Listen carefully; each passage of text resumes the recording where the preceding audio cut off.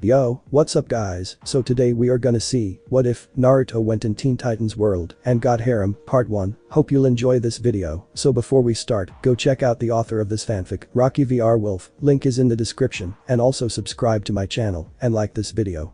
Let's begin the video. My house. Would you get your ass out of bed already? I opened my eyes briefly, and my mom was standing over me. I'm up, I said sleepily. You better be, we have to go to Walmart and then it's off to school. Your sister is going to try and apply for a job there and we have to go before school, my mom said. Alright already. I shouted. I'm getting up. My mom left and I sat up and stretched. I jumped out of bed and I went to my closet. I opened the door and I put on my gray Oregon Ducks shirt on. I then pulled out my baggy jeans from my dresser and I put them on. I walked to my bathroom door and I walked in. I brushed my teeth, put gel in my hair, spiked it and went to the bathroom. I flushed the toilet, washed my hands, and I left my room. I went downstairs and I walked into the kitchen. My breakfast was on the counter and I finished it in 10 minutes. I then went into the living room and I put my school supplies inside my backpack. The phone rang as I was about to put my cell phone in its holder, so I hastily put it away and I ran to the phone. I answered it and it was my friend Lee from school. Hey, are you ready for school? She asked. Yeah, I said. I might be late cause we have to go to Walmart this morning so Venus can apply for a job.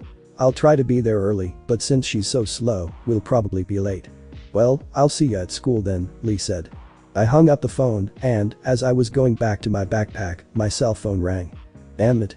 I took the phone out of its holder and I pushed the OK key. Hello? It's me Courtney, are you going to Walmart by chance? She asked. Yeah, why? I don't think you should, she said. I know you feel something weird right now, right? I looked outside and the wind picked up fast. Yeah, I said. The wind picked up really badly when I looked. You saw something didn't you? All I saw was you sitting in your car, waiting for your mom and Venus to return from Walmart and then everything went black, Courtney said. That's all I know. Rocky, we're going now. Venus called. There's nothing I can do, I said. Plus you've been wrong before, remember? Well yeah, but what if I'm not? Then I'll blame myself if something bad happens to me, I said. Rocky? Sorry, I've got to go, I said. I'll see you at school. I pushed the end key on my cell and I placed it in the holder. I ran out the door and I shut it. My dad was still home with our dog Dakota, so we left the door unlocked. I hopped into the front seat of the Jeep and my mom put the vehicle in reverse. We went down the driveway and we went out onto the street. It started to rain and the clouds were getting darker. I felt a twinge in the back of my neck and I rubbed at the spot. Are you okay? Venus asked. I put my hand down and I turned to face my sister. Yeah, why? You look paranoid, she said. I'm not paranoid, I said sharply. Now shut up. You shut up you little twerp. Shut up both of you, our mom said. Sorry mom, Venus, and I said. It felt like it took forever to get to Walmart, but it only took 10 minutes. You stay here and watch the car, my mom said. I'll leave the keys here in case you need to get out and back in. My sister and my mom stepped out of the car and they headed towards Walmart. Once they were out of sight my neck started to twinge again. I rubbed at the spot and my eyes felt like they were on fire. Not again, I said rubbing them with the back of my hand. If Courtney was right, I'll kill myself. The wind picked up again and the Jeep shifted. The back door opened up but I didn't see anyone in the back. What in hell? If that's Venus trying to scare me I'll kill her. The wind picked up some more and the door slammed shut. I glared at it for a few seconds before facing the front again and I looked outside. Before I knew it, I felt something prick the back of my neck and my world was darkening around me. She'll never let this down. That was my last thought before I blacked out. I opened my eyes and I sat up. I covered my eyes with one hand and I rubbed the back of my neck with the other. Ow, what hit me? I hadn't a clue where I was, but it was so dark that I supposed it didn't matter. I stopped rubbing my neck and I looked at the thing in front of me. It was a syringe and someone with gloved hands was holding it in front of my face. I looked beyond the needle at my captor. And done. My captor wore all armor and he had on a copper and black mask with only one eye showing. His eye was grayish blue and I knew who it was immediately. I got kidnapped by you? I asked in monotone. How did you get me here anyways? I stole your car. You stole my mom's car. I shouted. Dude, I know you steal technology that will help you out, but my mom's car. What were you thinking? You talk too much. My mom's car is a piece of shit and you stole it. I had to get you here easily without anyone getting suspicious.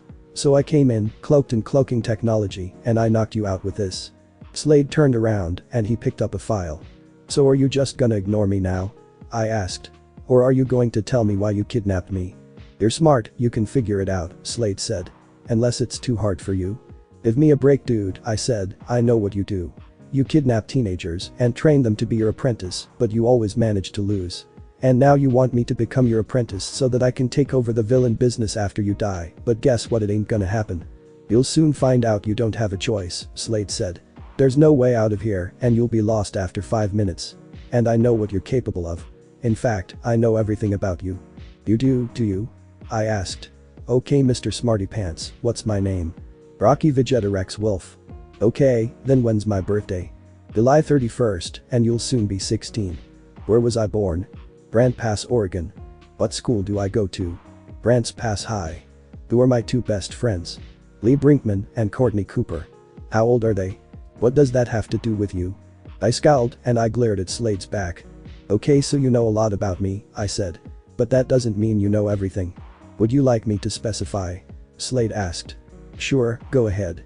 You have 2 sisters named Venus and Abby 23, Venus 17. You have a mom and dad, and their names are Rick and Chris, they both work, and you have a 6-month female German Shepherd Pitbull mix named Dakota, Slade said knowingly. Your last dog, Jake, died of a tumor, and she's buried in your backyard, behind the pool, and she was your favorite pet in the world. Your sister has a calico cat named Lily, and she's dying. As Slade kept naming off my favorite food, music, etc. Etsy had already stood up from the table I was on, and I was looking around. The place was huge, and there were tons of gears in the large room. I listened to Slade's every word, and I was getting annoyed. Alright, I get it. I shouted. So you know almost everything about me. Big deal. But you forgot a few minor details. Such as? I've been doing karate since I was 4, and I got my 2nd degree black belt when I was 10, I said. I've trained with my father who is also a 2nd degree black belt, and I've already kicked his ass. I learned Jinjutsu, Taijutsu, and Ninjutsu in a total of 2 years, at the age of 12, and I still have time to get my homework done. My back had been facing the door, and I was a few feet away from it. Then Slade chuckled, and I felt butterflies in my stomach. I knew all that already, he said. I just wanted you to fill in the gaps. What you don't know is that I've been in the army, studied, and practiced Taijutsu, and I'm an assassin to top it off. Young age isn't as smart as old age, and I've been doing this for years. Anything else you'd like to say? Yeah, you talk too much, I said. Well, it was nice seeing you, dude, but I've gotta go. I turned around and I walked towards the door. Snap. I stopped and 20 robots were standing in my way and 10 were behind me. I could take all of them on, but I couldn't fight or defeat Slade. I was screwed. You were saying? My eyes started to burn and I shut them tight.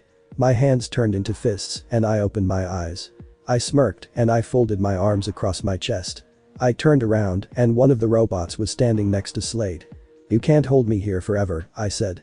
I can take down all of these robots in 10 minutes and be out that door. Well, I say, bring it on. I got into a fighting stance and I faced Slade. How can you fight if you aren't awake? Oops. The robot grabbed me from behind and it stuck something in my neck. I relaxed in the robot's hold and the room was swirling. I fell unconscious as Slade walked in front of me and my world turned black. I opened my eyes and I felt something soft underneath me.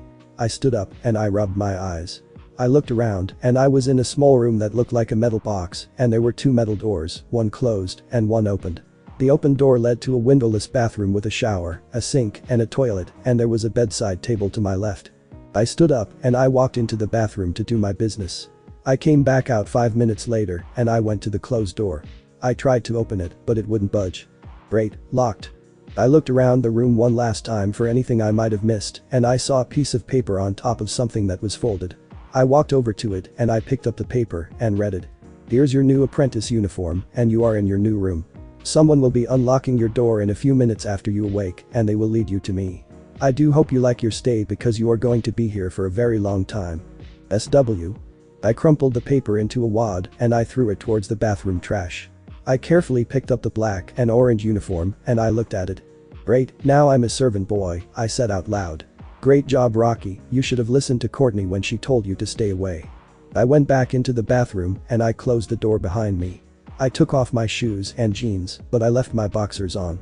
I took my slow ass time to pull the uniform up to my waist and I pulled my shirt off. I pulled the rest of the uniform on and I saw metal bracers and a metal S on the counter. I put the braces on my legs, knees, arms, wrists and the S to my chest where my heart would be. I looked at myself in the mirror and I noticed that my eyes seemed a darker blue. But I also noticed how stupid I looked in black and orange. Okay, seriously dude, you need a little more fashion sense than this. I would rather wear blue and black, thank you very much. I pulled my shoes back on and I walked out of the bathroom. I sat back down on the bed and I waited. The door slowly creaked open and I stood up. But instead of Slade, an elderly man walked in and he was wearing a white suit with a matching tie. Mr. Slade hopes the uniform fits and he also hopes you slept well, the man said with a British accent. If you follow me, we'll meet Mr. Slade in the training room. The elderly man walked out of the room and I, reluctantly, followed. So, who are you? I asked as we walked down the hall. My name is Wintergreen, he said. I am Mr. Slade's personal butler and caretaker and you must refer to Mr. Slade as Sir or Master. Like I would call him that. We walked the rest of the way in silence and Wintergreen led me to a door. He opened it and he walked inside. I hesitated before walking in after him and we were in a room with little light, large computer monitors, a large metal chair and gears. Slade was sitting in the chair and he was looking at statistics on one of his monitors. He didn't look at Wintergreen or I as he spoke. I made sure the uniform was going to fit since I know oh so much about you, he said. Well, the colors are a bit tacky, but it feels just like my regular clothes that I'm not allowed to wear, that I'm guessing, I said. It was supposed to feel that way, Slade said standing. And I made sure you could fight in it too. Slade motioned for Wintergreen to leave and he obeyed. He closed the door behind him and Slade and I stared at each other in silence. So where are we exactly? I asked. I mean, are we still in Oregon or what? We are in Jump City, California, Slade said. You, Wintergreen, and I aren't the only ones here. What does that have to do with where we are? I asked. I mean, I know the Titans live here and all, but you, Wintergreen, and I aren't the only ones here. Are you saying what I think you're saying? I asked. Are you saying that one of the Titans is here? Slade chuckled and my eyes started to burn again. The floor shuddered and something was rising from the floor. Metal bars started to appear and once it came completely out of the ground, I saw that it was a cage and someone was sitting in it unconscious. He was about my age and he wore a mask over his eyes. Robin. I couldn't believe it, Robin, the boy wonder, was here in Slade's clutches again. I was able to enter Robin's room of Titan's Tower last night and I knocked him unconscious the same way I did you, Slade explained. He'll also be serving me. Why, though? I asked, not to take my eyes off the unconscious teen. After much consideration, I realized what I had been doing wrong, Slade said. Robin couldn't take on his friends the night he escaped me because he needed help. And 2 is better than 1. I still had one question on my mind, but I wasn't able to ask it. Robin started to stir and his masked eyes were slowly opening. Slade was right next to the cage and he was facing Robin. How did I? Hello, Robin. Robin looked up and his eyes widened. Slade. Robin tried to stand, but he fell back down again. He hissed in pain and he was clutching his leg. You might want to be careful, Robin, Slade said. I'm afraid you broke your leg in the process of getting you here. You bastard, Robin said in pain. I'll never work for you again. Oh, but you will, Slade said. Not unless his friends rescue him like last time, I said. Robin turned his head in my direction and he gave me an angry look. He turned his attention back to Slade and his hands balled into fists. Now you're kidnapping? He asked angrily. When will this end, Slade? I'm thinking never, I said. My new apprentice is right, Robin, Slade said. I'll never end this and you won't escape me again. My friends will help me, Slade, Robin said. They've done it before. Not this time, Robin, Slade said. They have the probes in them again, but there is no way for them to detect the probes. And you won't be able to pull the same stunt you did last time. They only attack the DNA that I tell them to attack, and that DNA is inside your former teammates. If you activate the probes, the Titans will know if they're dying or not, I said. They'll be able to detect them then. They won't feel any pain, and they won't glow the way they did last time, Slade said, not taking his eyes off Robin. They won't detect them at all. I gritted my teeth in anger, and I was looking at Robin. The cage went away, and Robin wasn't inside it anymore. Slade knelt down to Robin's level, and he pulled his head back by his spikes. I was shaking in anger, and I clenched my fists harder. Don't touch him. I shouted. Slade moved so fast that I didn't have time to register. Slade kicked me in the stomach, and I flew back across the floor. I clutched my stomach in pain, and my eyes started to burn. I'll do whatever I want, Slade said. I own both of you, and you listen to my every word or the Titans are dead.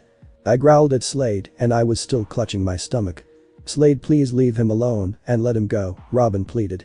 "If it's me you want, then release him." Slade turned around and he faced Robin. "But I want both of you," he said. "I've realized I need 2 apprentices instead of 1 to accomplish anything. You both have great fighting abilities and you're both smart enough to be my apprentices. If either of you disobey me, then the Titans are history. You wouldn't want that now, would you, Robin?" Robin gritted his teeth and I pulled myself to my feet. "No," Robin said in defeat. "But boy," Slade said walking past him. "You and Rocky will be sharing the same room, so I suggest you help one another." Slade walked into the shadows and Robin used his hands to pull his broken leg up to his chest. I walked over to him and I extended a hand. Robin looked at it for a few seconds, but he grabbed it. I helped him to his feet and he put the most pressure on his left leg. We walked towards the door together and I opened it with my free hand. We walked down the hall and I followed the path that wintergreen and I took on our way to Slade's control room. I was good at memorizing routes and we found the room 5 minutes later. I led Robin to the bed and the door shut and locked right behind us by itself. I walked him over to the edge of the bed and he sat down. I tried the door, but it wouldn't budge. "Great, never thought I'd live with a psychopath before," I said angrily. "My life was pretty much normal before all of this happened and now I'm serving someone." I sat down next to Robin and he was rubbing his broken leg. "How did Slade get me here in the first place?" Robin asked. "He told me he was able to get into Titan's tower last night and he knocked you out with a syringe," I said. "He told me before you woke up." "I can't believe that the Titans have the probes in them again," Robin said. "What makes me really mad is the fact that they can't detect them ever. The only way I could let them know is if I told them myself. But if I did that, then Slade would set the probes loose and the Titans still wouldn't know." "Well, my mom must be pissed that the car was stolen with me in it," I said. "She'll probably think I'm out joyriding or something." Robin was staring at something in the corner and I looked. "Hey, my backpack." I ran over to it and I brought it to the bed. I spilled its contents onto the bed and I was rummaging through the mess. "Got enough stuff in there?" Robin asked. "I'm not thinking enough," I said. "Found it." "The CD player?" Robin asked. I looked at him strangely and said, yeah. I have to do something if I'm bored." I pushed the play button, but nothing happened. I opened the CD player and I took my CD out of it. I opened the battery compartment, but nothing was in it. "Something wrong?"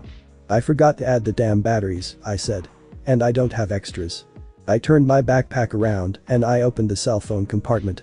"Now what are you doing?" he asked. "Getting my cell phone," I said. "Which is not here. My friend Courtney might be trying to contact me right now to see if I'm okay, even though I'm not." Robin yawned and he pulled his broken leg up onto the bed with his hands. "Do you have the time?" Robin asked. "Yeah, it's 11 o'clock, I said, checking my watch. "If you're tired, you can take the bed and I'll take the floor." "What?" "No, I don't want you doing that," Robin said. "I'll take this side of the bed and you can take the other." "Do you know how wrong that would look?" I asked. "I would rather sleep on the floor anyway." "Why?" "I like the floor," I said. "But it's a metal floor," Robin said. I just shrugged and I lied on my side. I closed my eyes and I fell asleep instantly. I woke up and I was literally sore. "It felt like I slept on a metal floor for hours," I said, sitting up and clutching my head. "That's because you were." I looked up at the bed and Robin was clutching his broken leg. "Why are you up?" I asked. "My leg is killing me," Robin replied. "Well, yeah, cause Blockhead forgot to set the damn thing," I said. "Come on, we're going to look for Slade so he can set your leg." "No, I don't want help from him," Robin said defiantly. "I'll be fine." "No, you won't," I said. "Dude, when I was 7, I crashed on my skateboard and I broke my leg. It hurt so freaking badly, I fainted several times. You think you're hurting now, it'll only hurt worse if you don't get it set." Robin looked down at his leg and he clenched his teeth in pain a few seconds later. "Alright, we'll go see him," Robin said. I helped Robin to his feet and we headed for the locked door. But it wasn't locked and we walked out. Robin had his arm around my neck and we slowly made our way towards the control room and I opened the door when we arrived. "Slade." No one answered and I could only hear the sound of the gears rotating. We might have to search the place to find him. I closed the door and I looked to the left. I went in that direction and we made our way again to find Slade. We opened 10 doors and 22 corridors, but we couldn't find Slade or Wintergreen. "This is hopeless," Robin said. "We'll find him, I promise," I said. "We just need." I stopped talking and walking cause I heard voices. "Why are you?" "SHHH." I heard the voices to the door on our right and I pulled Robin's arm off of my neck. I pushed him to the wall and his back was facing the wall. I stood up against the wall next to him and I edged closer to the door. I put my ear next to the door and I heard Slade talking to someone. "We need it done now, Wintergreen," he said. "How much longer until it's finished?" "2 days, sir," Wintergreen replied. "That's the earliest. The boy's training starts tomorrow, and if his powers get out of control, he and everyone in here will be killed." I looked ahead of me and I tried to process what I had just heard. "The boy with powers that starts his training tomorrow?" I asked in a whisper. "Who is he talking about?" "Robin, do you know?" I looked at Robin and he was falling from the wall and he slid to the ground. "Shit. Robin." I got onto my knees and I was shaking him. "Don't do this to me now. Come on, buddy, we need to get up now." I was trying to get Robin onto his feet but I couldn't lift him. "Robin, we need to get out of here or Slade'll." "I'll do what?" I stopped trying to pull Robin onto his feet and I slowly stood up and faced Slade. Or you'll find us, I guess," I said stupidly. "I mean, Robin, and I woke up 10 minutes ago because his leg was killing him, right? So I told him that we should go find you so you can set his bones back. We first went to the control room, but you weren't in there, so we searched through the lair or whatever you call it, and he started losing consciousness from the pain and he fell to the ground right by this door. I tried to wake him up but he wouldn't, so now we're here talking about it and he's still unconscious." I felt really stupid and I had talked really fast through my explanation and Slade and Wintergreen stared at me. "Wintergreen, take Robin to the infirmary while I escort Rocky back to his room," Slade said. "Set the bones back and I'll be there in a few minutes." "Yes, sir." Wintergreen picked Robin up easily and he placed Robin's arm around his neck. He started walking down the hall easily with Robin and he turned the corner. I rubbed the back of my head and I was looking at the ground. Slade grabbed me by the arm and he was practically dragging me to my room. But instead of the door opening, Slade pushed me against the door and I banged my head against the metal. "What were you really doing in that corridor, apprentice?" Slade asked dangerously. "I already told you to bring you to Robin so that you could set his leg," I said. "He just happened to faint right outside the door and Wintergreen was behind." Slade backhanded me and my face turned to the side by the force of his blow. "Do not lie to me, apprentice," he said. "You were eavesdropping, weren't you?" "Of course not," I said. "Honest." Slade backed away from me and I pushed myself off the door. The door slid open and Slade pushed me into the room. The door slid shut in front of my face and Slade was staring as the door closed. Once it shut, the door locked and I sighed in relief. That was close. I walked over to my bed and I sat down on it. I rubbed the back of my head and it was starting to swell. I looked down at the ground with my elbows on my knees and I was trying to think. But then I looked up at the closed door slowly and I stared at it. "The door was locked when I first came out of this room," I said out loud. "And Slade must have had the door unlocked once Robin and I returned at 10:36. But he would have locked it once he knew we were back in the room and I had checked it after we walked in. The door was locked and we went to bed at 11. Then we woke up around 3 o'clock because Robin's leg was hurting and we decided to go find Slade and I paused and it finally hit me. It wasn't locked." I paused again. "Okay, total brain damage right there." I yawned and I stretched. I flopped onto the mattress and I placed my hands behind my head as I looked at the ceiling. "I hope Robin's okay." That was my last thought as I fell back to sleep. "Dude, you okay?" "Yeah," Robin said quietly.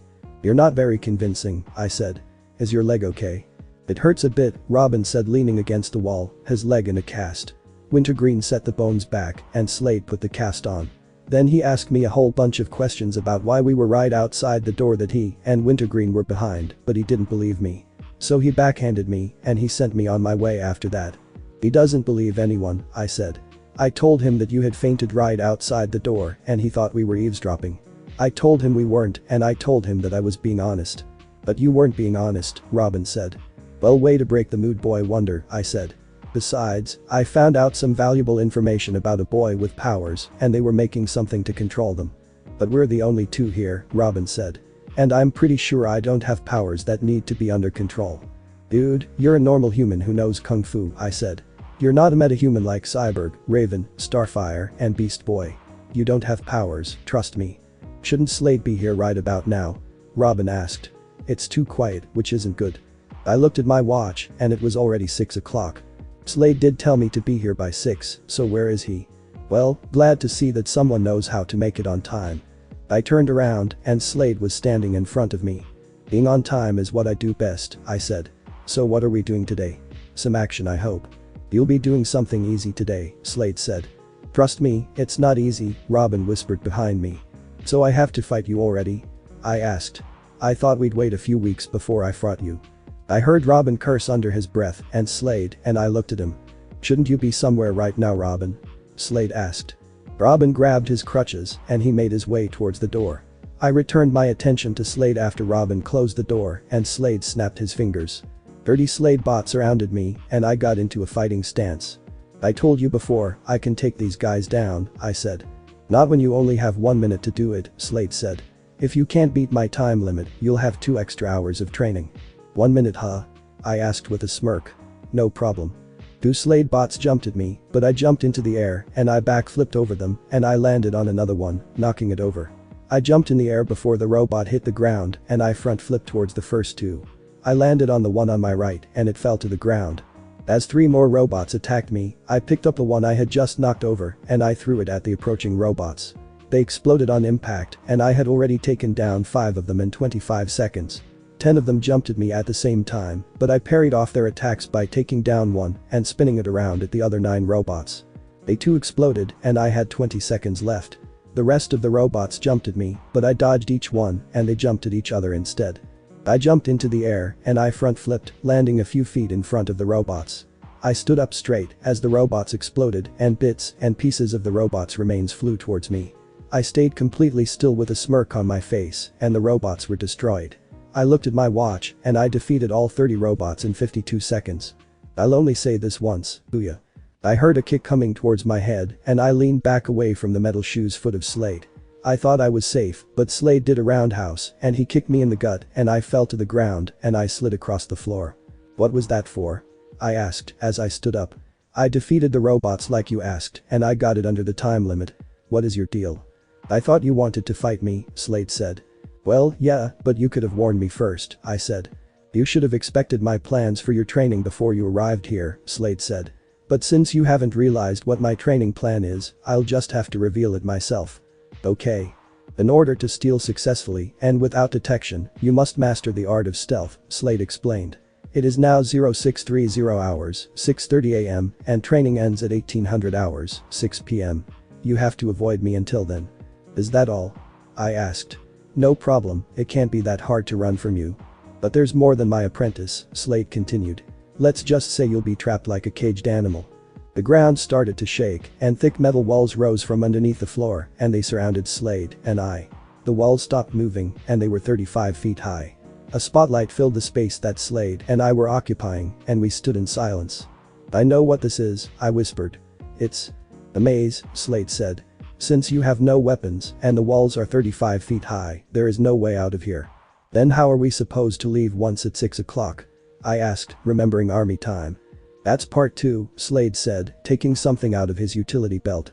"If you manage to avoid me until then, you must try and steal this remote control from me to dispel the walls. But if you can't steal the remote by 1900 hours, 7 PM, you'll be punished severely." "I'll avoid you and get that remote," I said determinedly. "I may not have done stealth training inside a maze, but that doesn't mean I can't win. I'm ready to take you on." Slade advanced on me and I turned around and ran. He wasn't chasing me, but I could hear him walking from the sound of his boots. I ran ahead some more and luckily I didn't meet any dead ends yet. I took a breather and I listened intently. "Okay, all I have to do is make sure that I stay away from him for several hours," I said quietly to myself. "Easy enough. Well, unless I hit a dead end, then I'm screwed. Okay, can't think about that right now, gotta stay focused." "Has anyone ever told you how bad you are at being silent?" I looked to my right and Slade was standing against the wall lazily. I pushed myself away from the wall and I ran from Slade. He still didn't run after me, but I couldn't go any farther. "No, not a dead end," I shouted. "You fell right into my trap, apprentice." I turned around and Slade was walking towards me. I stepped 1 foot back slowly and I backed my foot against the wall. Great. I was cornered and my foot was back against the maze wall.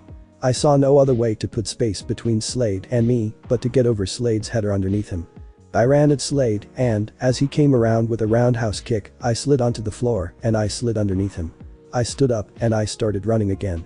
Good thing for metal bracers. I ran for what seemed like hours and I was way out of breath when I finally stopped. I put my hands on my knees and I tried catching my breath. Okay, I don't know this maze like the back of my hand, but Slade would know where the shortcuts are and where the dead ends are too, I said out loud. Alright, what's the time? I checked my watch, but it wasn't there. Where'd my watch go? I checked my utility belt, but it wasn't there. Looking for this? I turned around quickly, and Slade was holding something in his hand. I saw a small glint of metal from the little light that we had, and I knew it was my watch. Slade crushed it in his hand, and he let the remains fall to the floor. Hey. That was my dad's watch. I shouted. He gave it to me when I was 11. Did you destroy my cell phone too? That, and your mom's car, Slade said lazily. And you only have 5 more hours to avoid me. I was so angry that I ran at Slade, but he didn't move until I was a few inches from him. I hadn't realized what Slade was trying to do, and it was so dark that I couldn't see the maze wall in front of me. I banged my head on the maze wall, and I fell to the floor. Slade hovered over my head, and blood was trickling down my forehead. Gotcha. I swung around on the floor, and I tripped Slade's legs out from under him, and he fell down backwards. I put my hands behind my head, and I jumped to my feet. I turned the corner, and I started running again. I ran for about an hour, and I stopped to think about what I was going to do for 4 more hours. I looked at the wall in front of me, and I smiled. I focused my chakra into my hands and feet, and I jumped at the wall. I started jumping up the wall, and after 5 minutes, I got to the top of the wall, and I looked around. I could make out how big the room was, and I saw several dead ends. Why go through the maze when I could jump from wall to wall? Sometimes I amaze myself, I said quietly to myself. Maybe I'll rest up here for a while. I laid down on the top of the wall, and I fit perfectly. I rested my hands behind my head, and I looked up at the ceiling, thinking about home and sleeping in my own bed. Dad's gonna kill me when he finds out my watch was destroyed. Rocky, will you stop talking to yourself? I opened my eyes, and I almost fell off the wall as I sat up. What the fuck? Courtney? Yeah, are you alright? Hell no. A psychopath kidnapped me, and I'm serving him as his apprentice. Where are you? Jump City, California. I'm not exactly sure where, but you, Lee, and Shaylee need to get here ASAP. If I don't get out of here, I'm screwed. Who kidnapped you? Slade. You have to get out of there now. No one has ever defeated Slade, and you can't either. If I tried to leave, the Titans would die. Like I said, you need to get here ASAP. If Slade tries to give you any pills, don't take them. What? What does that have to do with anything? Oh, forget I said that. Just don't eat them, okay? But. Sorry, gotta go. Mom's calling. Courtney, get back here. I shouted. Beep, beep, beep. Boom. Whoa. I fell off the wall sideways, and I was falling fast towards the floor.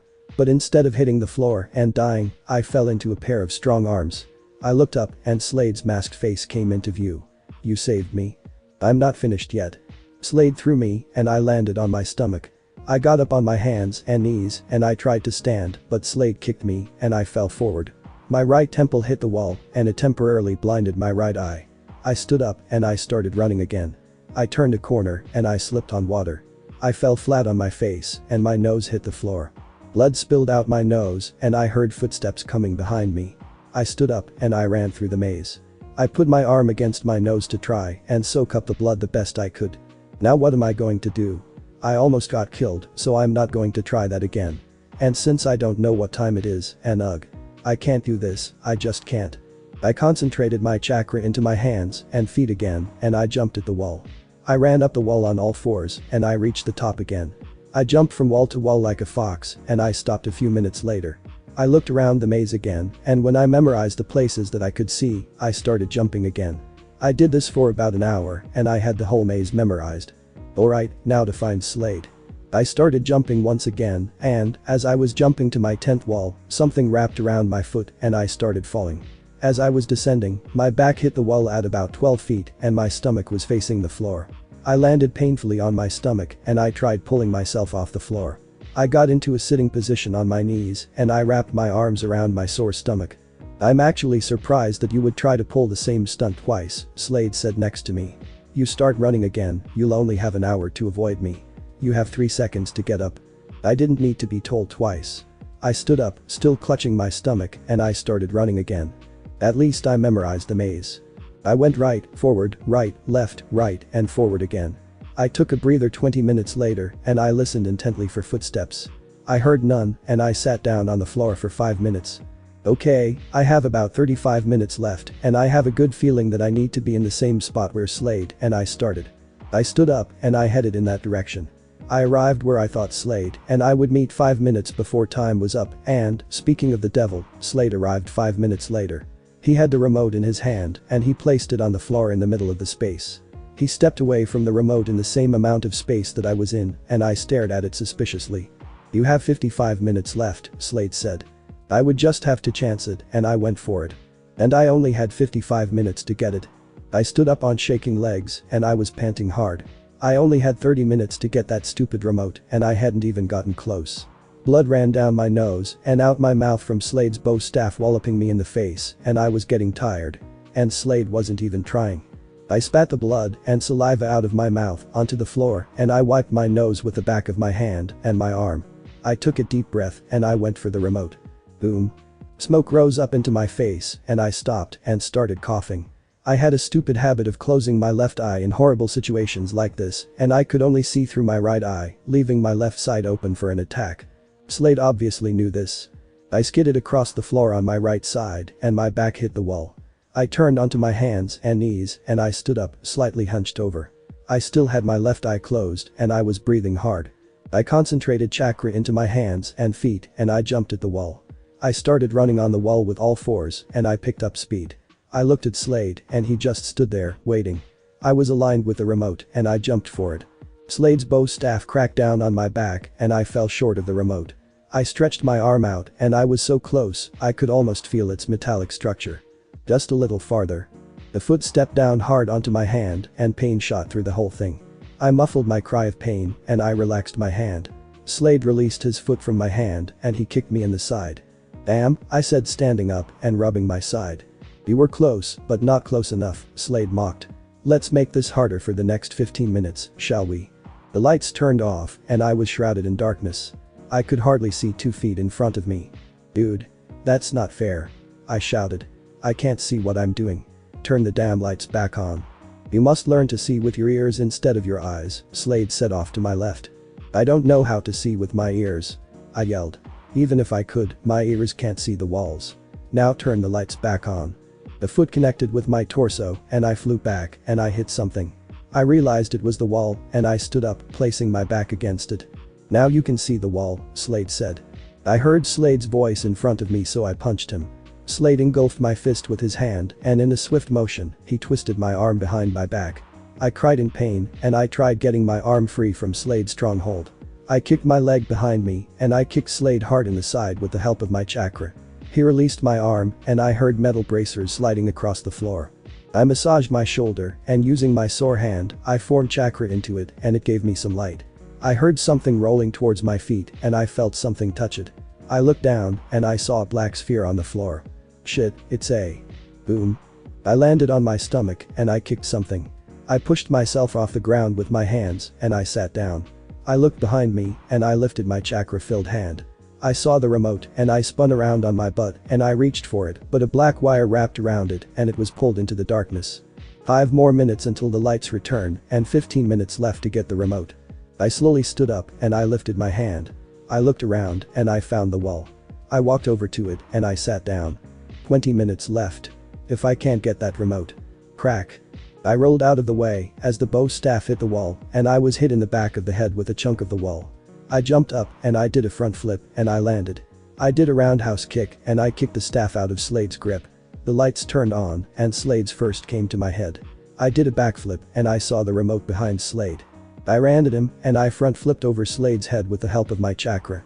I dived for the remote but Slade grabbed my foot and I pulled me towards him and he threw me across the room. I hit the wall with my back and I fell to the floor. I stood up and I growled in anger. My anger was rising past the boiling point and most of the time my anger got the best of me.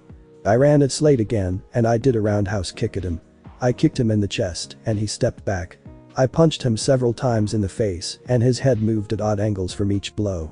I kicked him in the stomach and he flew across the room. He put his hands behind his head and he jumped to his feet. Slade took out 4 throwing stars and he threw them at me.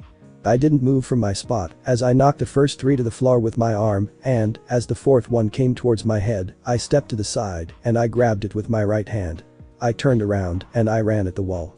I jumped off from the wall, I backflipped and, as I was upside down, I threw the throwing star back at Slade. I landed on my feet and I did a few back handsprings towards Slade. I backflipped on my last one and I turned around in midair and I kicked Slade in the chest. He hit the wall and he took out a few bombs. As he threw them at me, I jumped backwards and I jumped over the remote. I dived for it again and the same black wire wrapped around it again. I fell to the ground and the walls disappeared. I slowly stood up and I awaited my punishment. But it never came. "You actually did well today, my apprentice," Slade said. "You managed to avoid me in the maze and you almost had the remote. I'll give you a full day to bring your strength back up and we'll start more intense training in 2 days' time." I clenched my right hand in pain and blood dripped from my fingers. Slade started walking to the training room door and I slowly followed. It took me 3 minutes to get to the door and it took 15 minutes to reach my room. It slid open and I walked inside. Somehow a desk and a computer chair was in one corner of the room and Robin was sitting in it, reading a book. When the door slid shut and locked behind me, Robin looked up from his book and he had a small loom of disgust on his face. "What happened to you?" he asked as I sat down on the bed. "And what happened to you?" "Slade and a throwing star," I said. "And I found out that he destroyed my cell phone, my mom's car, and he destroyed my dad's watch right in front of me. And my friend said that if Slade gave me any pills, to not take them, but she didn't tell me why. Now Slade is giving me a full day to rebuild my strength and my training will intensify. I swear the bastard is trying to kill me." I got my sore legs up onto the bed and I curled up on my left side. I closed my eyes and I went to sleep. The next morning I woke up and my whole body was sore. I slowly got out of bed and I walked into the bathroom, closing the door behind me. There was a blue towel on the sink and I went to the shower. I turned the shower head on and I took off my apprentice suit and I stepped into the shower. Hot water washed over my aching body and I stayed under the water for an hour before washing my hair and soaping up my body. I washed away the soap and shampoo and I spent another half an hour under the water. I got out of the shower and I put my black boxers on. I yawned and stretched as I walked towards the door and I opened it. I stepped out and Robin was still sleeping in bed. I walked over to the desk and Robin's book and a stack of papers were sitting next to a black laptop that wasn't there from yesterday. I picked up the papers and I skimmed through them. There was a 2-page schedule, a map of the lair, 2 pages for my first assignment next week, and the last piece of paper was instructions for the laptop. I looked at the laptop uncertainty and after contemplating for a few seconds, I opened the laptop and I found the on switch. I pushed the button and the laptop turned on. It took a few minutes for it to load onto the login page. I looked at the paper and I found my name and password for the laptop. I typed in the username and the password and I clicked on the OK button. A black S appeared on the screen and it turned for 30 seconds. The S went away and small icons appeared on screen. After a few seconds, the desktop had the usual stuff like the recycle bin, Mozilla Firefox, my computer, etc. on it. There was a file named README and I double-clicked on it. Microsoft Word 2007 came up on screen and there was a memo typed onto the page. "Apprentice. Starting tomorrow, in order to control your anger problems, you'll be taking 2 red pills each morning before training. You will also be taking 2 blue pills before going to bed in order to sleep properly through the night. Fail to take the pills and you'll suffer the consequences. SW. Courtney warned me about this." I exited the README document and I opened Mozilla. I typed into Yahoo and I signed in. I checked my email and my friend from Wales, UK, sent me an advice email. I read through it and Robin was already up. "Rocky. It's Lucy. How's it going with ya?" "Well, I'm having family problems and I know how good you are at helping people and I wanted to share my problems with you. Both of my parents started drinking again and my dad hit my little brother for being too loud. It happened yesterday and my brother still won't come out of his room. What should I do to help him out? Reply when you've got the chance. Love. Lucy." "Do you have an advice column?" Robin asked. "No," I said, typing in my response. "I just have a great friend in Wales with family problems. I met her while chatting with a few people online. So we got to talking and we've been friends ever since. We hope to meet each other someday, but for now we send emails and talk about how things are going with us." I clicked on the reply button and the message was sent. I typed into Neopets and I logged in. I fed my 2 pets and I checked on my Neo home. I built my 10th room on the 3rd floor and my home was almost complete. I went to the Battle Dome with my cutie and I fought the Chia clown. I defeated it for the 5th time in a row and I now had 20 trophies. I went back to Yahoo and I went through my other mail. "Why don't you email your family and friends that you were kidnapped?" Robin asked. "Because he'll be punished if he does."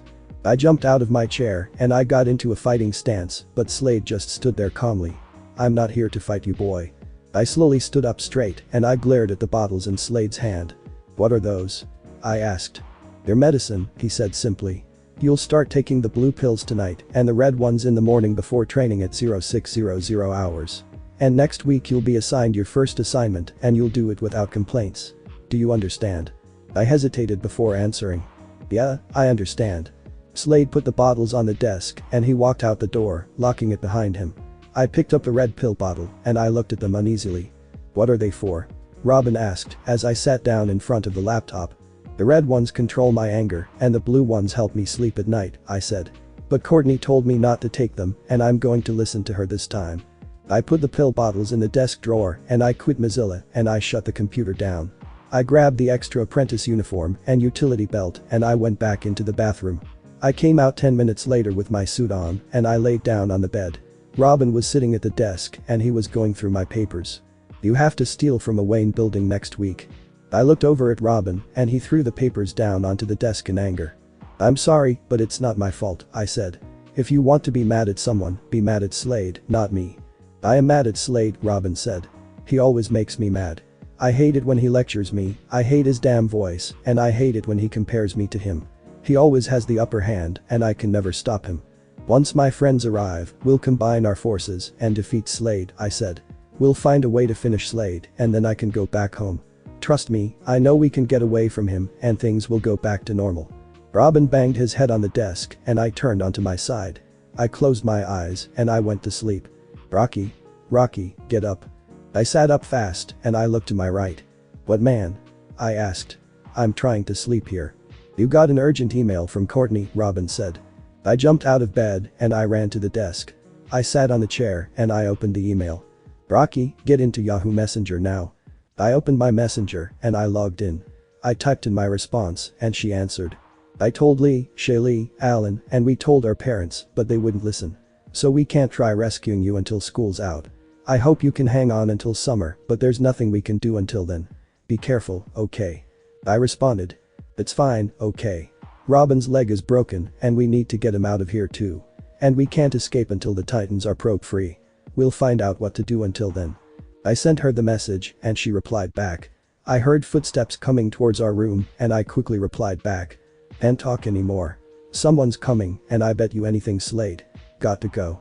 Bye." I shut down Messenger and the internet and I turned off the computer. I picked up the papers and I looked at my schedule. I had to take the blue pills at 9 and be in bed by 10. I only had 2 minutes until I had to take the pills, but I wasn't going to take them. The door slid open and Wintergreen, not Slade, stepped inside.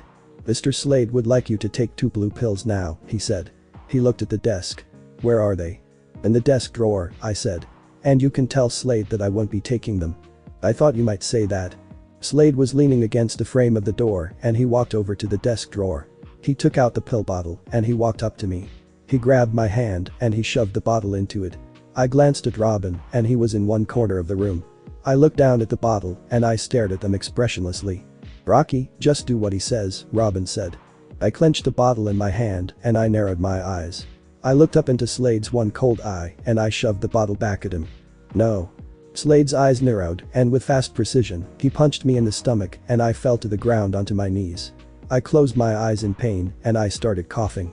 I clutched my stomach with my arms and I heard Slade opening the pill bottle. He pulled my head back by my hair and he shoved the 2 pills into my mouth. He covered my mouth and my nose with a single hand and I swallowed the pills. Slade released my hair and I clenched my fists in anger. "You could have made this easier on yourself," Slade said. "Then maybe you wouldn't be in so much pain. Go to hell." Slade kicked me and I flew back and I hit the wall. "I've been to hell before, boy," Slade said as he leaned down in front of me. "Believe me when I say this, hell is a place that you wouldn't want to go. You know nothing of hell." Slade replaced the cap on the bottle and he shoved it into my stomach. "We'll work on that attitude of yours tomorrow. Do you understand, boys?" "Yes, I understand," I said angrily. "Yes, you understand what?" "Yes, I understand, sir." "That will do for now," Slade said. "But disobey me again and the Titans are dead. You wouldn't want that now, would you?"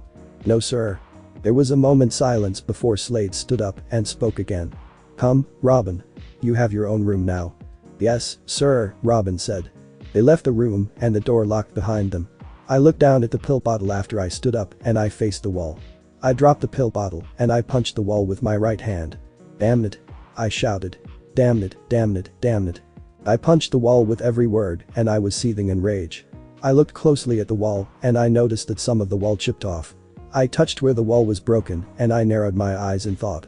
I clenched my hands into fists and I examined them. What am I becoming? "I'll show you," I said to myself. "I'll show you that no one pushes me around." I got into bed and I fell asleep. The next morning, and the morning after, and the morning after that, I had reluctantly taken the pills, and my training was so brutal that I could never make it to my room. The training room was so dark that receiving no sunlight for several days was making me lightheaded. It was so hard to concentrate that I couldn't see or hear Slade's fist coming at my head. His fist connected with my jaw and I flew back a couple of feet. I fell on my ass and sweat was running down my forehead and my face. I wiped my forehead with the back of my hand and I could sense Slade's cold stare staring down on me. "Have you been taking your pills, apprentice?" Slade asked. "Yes, sir," I said. "The blue ones at night and the red ones before training." "Why are you still on the ground?" I wiped my jaw with my knuckle and I stood up. I spat onto the floor and blood was mixed in with my spit. I got into a relaxed fighting stance and I waited for Slade to make the first move. Slade threw smoke bombs at my feet, but I was smarter than that. I did a handspring and I jumped over the bombs before they hit the ground. I landed and I planted a kick at Slade's stomach, but he caught it and he sent me sprawling to the floor. I heard him above me and I sent my elbow out to meet him. His feet landed on my elbow and he pushed off. I rolled over and I placed my hands behind my head. I jumped up and Slade's fist connected with my stomach. I fell on my knees like the night a week back and I clutched my stomach with my arms. That one punch made my stomach churn and I felt like I was going to vomit. "Come on, Rocky. Hold it in." "Get on your feet, apprentice," Slade commanded. I stood up slowly and I was panting from the pain in my stomach. I shook my head and I felt a headache coming on. "I hope you're up for your first apprentice assignment." "No, not really," I said between pants. I remembered that I forgot to say something and I quickly added "sir." "And why is that?" "Because I quickly turned around and I vomited all over the floor." Cough. "Going to do that." "You'll be cleaning that up later," Slade said. "But for now take a cold shower and be ready for your assignment in a couple of hours." Cough. "Yes, sir." Slade left and Wintergreen walked inside and he saw the mess. "Are you alright, young sir?" he asked. "I will be after I get a shower," I said. "And some ibuprofen." "I'll just clean this up then." I walked past Wintergreen and once I reached the door, I looked back at him. "What's a nice guy like you working for an evil mastermind?" I returned to my room and I went into my bathroom. I turned a little bit of hot and a lot of cold water on and I took off the apprentice suit and I got in. I rinsed out my mouth with water and I spat it out at the drain. I stood underneath the water and I let the refreshing water hit my one sweaty face. I stayed that way for 45 minutes and I washed my hair and soaked up my body. I rinsed myself off and I turned off the shower head.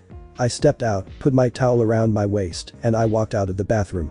I walked over to my dresser that was put in yesterday and I pulled on my boxers and black shorts. I opened my laptop and I turned it on. I logged in and I opened my assignments folder. I read through my instructions and I memorized my map. I had to steal a high-tech weapon that Wayne Tech created for the war in Iraq. "At least he's making me steal it for a good reason," I said out loud. "How is stealing anything a good reason?" I turned around and Robin was in the doorway. "Wayne Tech invented this thing for the war," I said, indicating the screen with my hand. "Don't you think it would be better to take it and not let them use it?" "Slade can enhance it for something bigger than Iraq," Robin said. "He can use it to kill all innocent people." "Well, I have no choice in the matter, and neither do you," I said. "In order to keep the Titans alive, we have to do whatever Slade tells us." Robin started walking away and I noticed that he didn't have his crutches and he limped away. "Whatever Slade tells us to do. Anything and everything." 1. I closed the file and I turned off the computer. I looked at the clock and it was 7 o'clock. I looked at my schedule and I had to be back in the training room by 8 o'clock. I had to take my red pills before going to the training room and I did not want to take them. The door slid open and Wintergreen walked in and he had a bottle and a cup of water in his hands. "The ibuprofen you asked for," he said, placing the items on the desk. "Thanks." Wintergreen left and I took the ibuprofen. I checked the clock and I went back to the dresser. Slade, or Wintergreen, made another apprentice suit and it was black and midnight blue instead of black and orange. Black and blue were my two favorite colors and I would always wear those two colors together. I put the suit on in 10 minutes and I had half an hour to kill. I walked out of my room and I decided to take a walk around the base. My headache was gone and I felt up to shape. At least I won't fail my damn assignment now and get punished for it later. I was about to turn the corner when Robin flew past me and he hit the wall. I stepped back and Robin had blood running down his forehead. Robin? Something yellow whizzed past Robin's head and it broke, the remains hitting the floor. I walked up to it and I bent down, picking the broken pieces off the metal floor. There was a large black T in the middle of the device and it was round in shape. Robin, why do you have your Teen Titan communicator on you? Because he was trying to contact his friends. I stood up after I dropped the busted communicator and Slade was making his way over to Robin. He picked Robin up by the throat with one hand and Robin gasped for air. Slade, please, he was just. Wayne building will take 20 minutes to get to, so I suggest you get a move on, Slade said. And I know you wouldn't want to see me hurt Robin, now would you? And no, sir, I said stepping back. I was just. I didn't finish my sentence as I ran in the opposite direction and I heard Robin scream in pain. I kicked the door to the outside and I kept on running. I reached my target and I shot my grappling hook at the roof. I shot up quickly and I landed on the roof. I took out my laser and I blasted a hole through the roof. I jumped down and I landed in a crouch. I looked around and all the lights were out. This should be easy. I looked to my left and I saw a door. I walked over to it and I kicked it open. I ran down the hallway noiselessly and I turned to my left and I ran down another hallway. After about 10 minutes, I reached my destination and I placed a bomb on the door. It beeped and blew up the door and I walked in. I did a few back handsprings and I reached the protected weapon. There was a punch pad with numbers and I took out a blacklight and I saw fingerprints on the 3, 9, 6 and 1. Way too easy. I punched in 1, 3, 6, 9 and the panel beeped. The protection case slid open and a metal tray with a small round object in it came out and I grabbed the small sphere. I stepped back and the room was cased in red light. I looked down and I saw an infernal red beam crossing my foot. You have got to be kidding me. I shouted, running to the window. I broke the glass with my elbow and I jumped onto the sill. I concentrated chakra into my feet and I turned around to face the building and I jumped at the wall. I ran up the wall and I reached the roof. I ran across it but a black wall was blocking my exit. You're not getting away that easily. I turned my head slightly towards the speaker and I saw the Titans behind me. Hand over the weapon you stole, Beast Boy said. I slowly reached into my utility belt and I threw several smoke bombs at the Titans' feet. Raven's force field vanished and I started running again. I made chakra go to my feet and I took a giant leap off the building. I landed on the next roof and I heard flapping behind me. I looked behind me and I saw the Titans running after me. The roof started to end and the thing that lay ahead was the ocean. I skidded to a halt and I almost fell off the roof. Don't move. Cyborg shouted. Look, I said, I'm busy. Why don't you go back to your tower? Not without that weapon. Oh, you mean this, I said, turning around, holding the sphere out in front of me. I don't think so. I pocketed the sphere and I got into a fighting stance. Dude, aren't you that kid that was reported missing? Beast Boy asked. Maybe. Don't be a cocky boy, Slade said through my earpiece. Finish them off and return. I smirked and I ran at the Titans. I kicked Beast Boy in the stomach and he fell back into Starfire. Cyborg shot his sonic cannon at me, but I front flipped over it and I kicked Cyborg square in the chest with the bottom of my feet. I fell backwards towards the ground and I placed my hands behind me and I did a backwards handstand. I landed on my feet and I threw smoke bombs at my feet. I turned around, ran, and I jumped off the roof. I returned to the base and I went to the control room. I took the sphere out of my utility belt and Slade was sitting in his ugly stone chair. I stopped with my arms at my sides and Slade stood from his chair and he walked up to me. Have you achieved your objective? He asked. I extended my hand and I showed Slade the small device. He took it and he dismissed me. What do you do to Robin? I asked.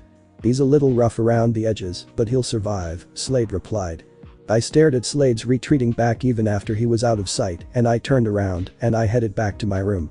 I found a back route to my room and I passed Robin's on the way. I stopped, turned back around and I knocked on his door. Robin? Are you there? The door slid open and Wintergreen was standing in the doorway. Young Robin is sleeping, he said. I'll allow you to see him, but do not wake him. Wintergreen walked past me and I walked in. Robin was on his side, his face facing me, and I walked up to his sleeping form. He had cuts, bruises, and burn marks on his arms and face. I looked at him sadly and I felt tears forming in the corner of my eyes. Robin. We'll get out of here, I'll make sure of it. And then Slade will pay. I turned around and I returned to my room. I didn't take my pills and I went straight to bed. Azrath, Metrion, Zinthos. I jumped out of the way of the two Titans' blasts and I landed on the Y of the Wayne sign and their attacks hit the A. It fell to the roof of the building and I jumped down at Beast Boy. He turned into a T-Rex and I landed on his back. He roared and he thrashed his tail around. Sorry Beast Boy. Fuchius no Jutsu. The art of summoning. I jumped up from my sitting position and a black-handled sword appeared in my right hand. I ran down along Beast Boy's back with the tip of the sword on his back and he roared in pain. I jumped into the air as Beast Boy changed back and he fell down. Beast Boy. Cyborg yelled. Azrath, Metrion, Zinthos. I stopped moving and I couldn't move my body even an inch. Raven landed in front of me and she had 4 red eyes instead of 2 white ones. Let me go Raven. I shouted angrily. Azrath, Metrion, Zinthos. Raven's soul self was released from her body and it flew right at me. Raven. Her soul self crashed into me and I flew all the way across the roof. I was hanging off the edge of the roof and I was getting angry. I pulled myself up and I faced the Titans. Sorry to have to do this kid, Cyborg said, sonic cannon at the ready. I was looking down at the floor with my eyes closed and I stood rooted to the spot. The sonic blast came flying towards me, but it dissipated before it reached me and my chakra was turning black. No way. Beast Boy shouted. What are you? Cyborg asked. I lifted my head and I opened my eyes. Your worst nightmare. The building started to shake and water and earth levitated behind me. The elements went over my head and they crashed right into the Titans. Here's your stupid bioweapon, I said, pushing the object into Slade's hand. I'm going to bed. I turned around and started walking away, but Slade stopped me. I have not dismissed you yet, apprentice, he said. I took a deep breath and I faced him. Sit. He indicated his chair and I looked at it blankly. Sit. In your chair? I asked nervously. Slade didn't say anything and I took that as a yes. I cautiously walked toward Slade and his chair, but I stopped and looked at it uncertainly. It was a very big chair and I would be in deep shit if Slade had me cornered in it. Sit down, apprentice. I turned around and I sat down. Yep, a very big chair indeed. I, stupidly enough, had my arms on the armrests of the chair and Slade held my wrists down and I clenched my hands into fists. Let go of me, I said angrily. Not until you answer my question, Slade said dangerously. Did you or did you not take your pills before your assignment? There was no sense in lying to him. No, I said. I didn't have time to take them. Are you lying to me? Then no sir. My anger from almost getting knocked off of a building was replaced by nervousness and Slade's silence made it worse. After a few more moments silence, Slade released one of my wrists and he took out a remote from his utility belt. He pushed a button and one of his giant screens turned on. My fight with the Titans was playing and it was at the point where Beast Boy was a T-Rex. I summoned my sword with the Kuchius no Jutsu, the art of summoning, and I ran down his back. The blade sliced through his flesh and Beast Boy roared in pain. The video kept playing and when it got to the point with Raven's soul self crashing into me, my nervousness turned into fear. I wanted to look away, but I couldn't revert my eyes.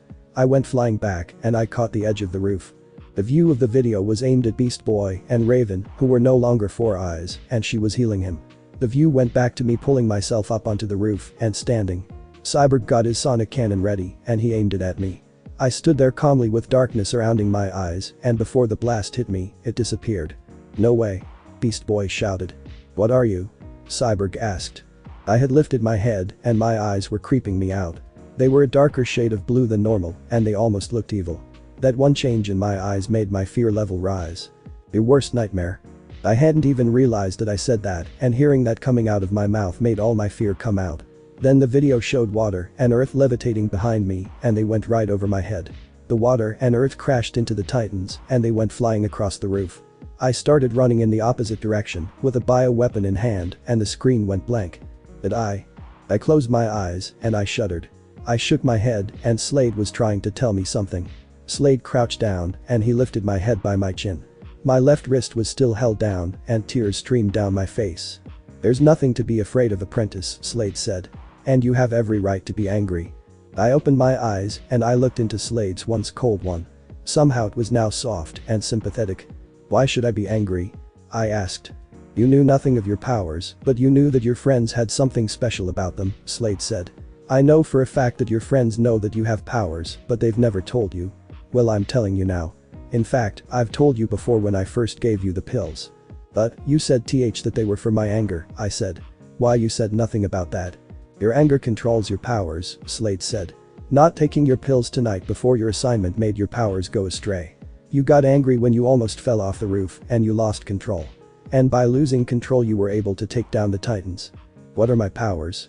I asked almost hesitantly. Tonight you were able to control the elements of water and earth, Slade explained. When you were 7, your home almost burned down because of a fire. You were so angry that you controlled the fire by making it disappear. When you were 13, your father yelled at you for denting his car and you got angry. By getting angry, you controlled the wind to gain speed and it knocked one of your trees down onto your father's car. But you can do more than control the elements. Like what? I asked. You can also do things with your mind, he continued. You can lift objects, unlock doors, turn on electronics, and anything you set your mind to. I thought back to my first night as Slade's apprentice and how the door was unlocked when Robin and I went to look for him. I also remembered the first day when Slade trapped me in that maze and how I had to fight him to get that damn remote. When I got angry at Slade for getting the upper hand, I lost control, and that is why he didn't punish me for failing. So when my anger gets out of control, their powers get out of control. And all my friends know about this. Every one of them. They knew and they never told me. I asked angrily. Why would they keep that from me? Because they're not your friends, Slade said. So you're telling me the truth to help me? I made the pills to help you seize control of your powers, Slade said. I've been helping you from the very beginning. I sighed and my anger was replaced by pain. Slade finally released my other wrist and he stepped back. Can I return to my room now, sir? I asked lazily. You're dismissed. I stood up and I walked to the door. I walked out and I returned to my room. I grabbed both pill bottles and I sat down on my bed, staring at them. I sighed and I took the blue pills. Without even turning off the light or changing out of my apprentice suit, I laid down and I closed my eyes. It's been 3 months since I learned about my powers and Slade was training me to control them. We also did both staff training, combat skills, and I was able to control the Slade bots with my mind. I kept taking the pills like I was told and today I would try my luck in controlling a pool full of water. Sooner or later, according to Slade, I would be able to use my powers without using my anger. I stood in front of the pool with my back to it and I thought of the same thing that I thought about every time I tried using my powers. I heard the water moving behind me and I concentrated a little harder. The water splashed behind me and I heard it rise into the air. Come on, damn it. You can do this. Something large and wet grabbed a hold of me from behind and it was dragging me towards the pool. I looked down as I struggled and the thing dragging me was a large hand made out of water. I tried getting out of the hand's grip by digging my feet to the metal floor, but it lifted me into the air and the hand was trying to pull me into the pool. Slade, do something. The hand pulled me into the water and it was dragging me towards the bottom of the pool. I kept struggling and I tried to control the hand to let go, but it wouldn't release me or go away. I was also losing air and I was starting to feel weak and numb. I stopped struggling and I couldn't hold my breath any longer. The hand flowed back with the rest of the water as I let go. Splash. I closed my eyes and water filled my lungs. Someone scooped me up into their arms and a few seconds later, I felt cold air on my face. I felt something hard underneath me and someone was pushing on my chest. My eyes shot open and I turned around and puked up all the water that had filled my lungs. I coughed several times and I was shivering because I was so cold. The towel was wrapped around my shoulders and I sat down on the hard floor, shivering uncontrollably.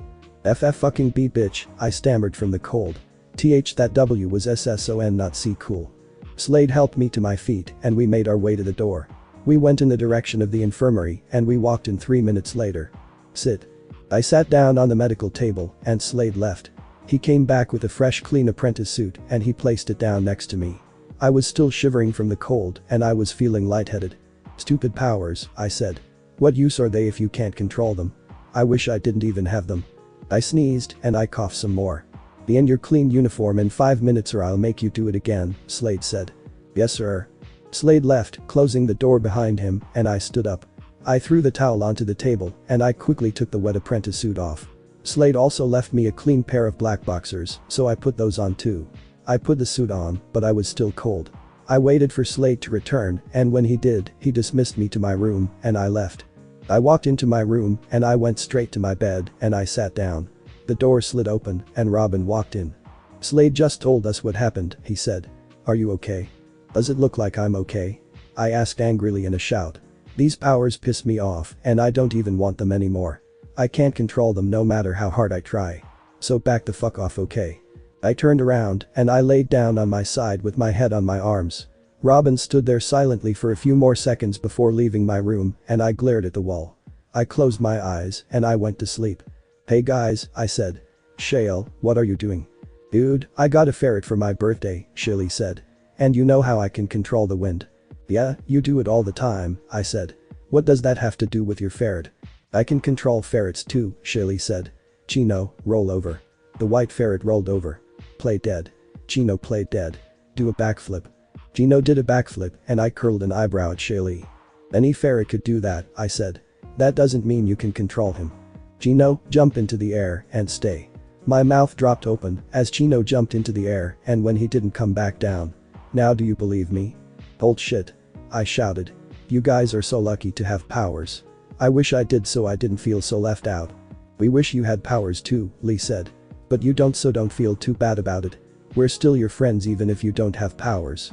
Lee, stop lying to him already, Alan said. What do you mean stop lying? I asked. Well, if no one will tell him then I will, Alan said. Rocky, we were never your friends. We only like hanging out with people like us. I looked at all my friends in disbelief and they stood up and started walking away. Wait. Guys. I shouted. I do have powers, I just can't control them yet. Come back. You are my friends. They're not your friends anymore. My friends faded away and I was surrounded by nothing but white space. I looked down at my hands and black energy surrounded my body. Then water, earth, fire and wind surrounded me as my powers got out of control and Slade was standing in front of me. They were never your friends. They lied to you. Shut up. They are my friends and you can't take them away from me. Just shut up. The water, earth, fire and wind crashed into me from all sides because of my anger and I couldn't take control. They were never your friends. They were never your friends. They were never your friends. They were never your friends. They were never your friends. They were never your friends. They were never your friends. They were never your friends. No. I bolted up from my sleeping position and I was breathing hard. I was in the infirmary on a soft bed and the top part of my apprentice suit was off. The blanket was covering my bottom half and only my bare chest was exposed. Young sir? Are you alright? I jumped slightly and I looked to my right. Wintergreen was sitting in a chair and it looked like he had been asleep also. What? Oh yeah, it was just a dream, I said. Just a dream. I looked down at my hands and I was still aware that Wintergreen was staring at me. You caught a terrible fever several hours ago, Wintergreen said. Mr. Slade went to check up on you and he noticed how fast your breathing was. He rushed you in here personally and he called me in to check up on you. He did he? I asked mostly to myself. Will you be alright, young sir? Wintergreen asked. I looked up at the old man and I noticed how worried he seemed. Yeah, I said. I'll be fine. I lied on my left side and I closed my eyes again. They're not your friends anymore. Thanks for watching my video and make sure to check out the author of this fanfic, link is in the description, see you next time, till then sayonara.